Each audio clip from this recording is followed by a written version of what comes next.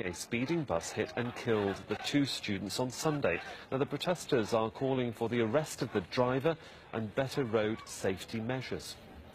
Tanvir Chowdhury is our correspondent and is following events for us from the Bangladeshi capital. I mean, is this protest by the students just about the deaths, Tanvir, or the general sort of law and order environment overall?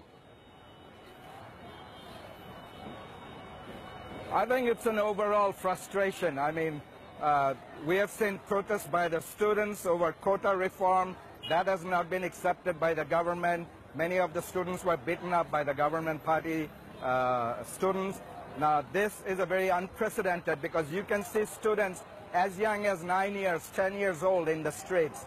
Average age probably would be around 13 to 18 years old or 21 years old, college students from high school, junior high. Even their parents are on the field. Some of the areas in Dhaka, they have formed a human chain, and the guardians are putting support for the students. They want reform in the road safety. Bangladesh has a notorious road safety record. Just last year, 4,000 pedestrians were killed. You can see old cars, trucks and buses without proper license, even headlights in some cases, still ply on the road in the evening.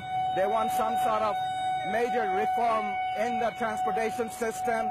They want punishment for those who drive buses and trucks without license. Some cases you can see drivers as young as 12 years, 14 years old riding public buses without license. Now, the government knows about all this. These are all in the books, but they fail to enforce these things. As you have mentioned, is there an overall frustration? Of course there is. People are unable to protest nowadays. There's a limited space for freedom of expression. The press freedom is also limited. There's an election down in the end of this year, so there is a general sense of frustration. Opposition parties cannot protest. They don't get permission to protest. So there is an overall frustration. Otherwise, you wouldn't see this sort of unprecedented number of students in the street all across the country. Indeed. Just give us a sense then. I mean, behind you, obviously, lots of people have gathered. We can hear the police sirens, or certainly emergency services sirens in the background. What is the atmosphere there like on Thursday?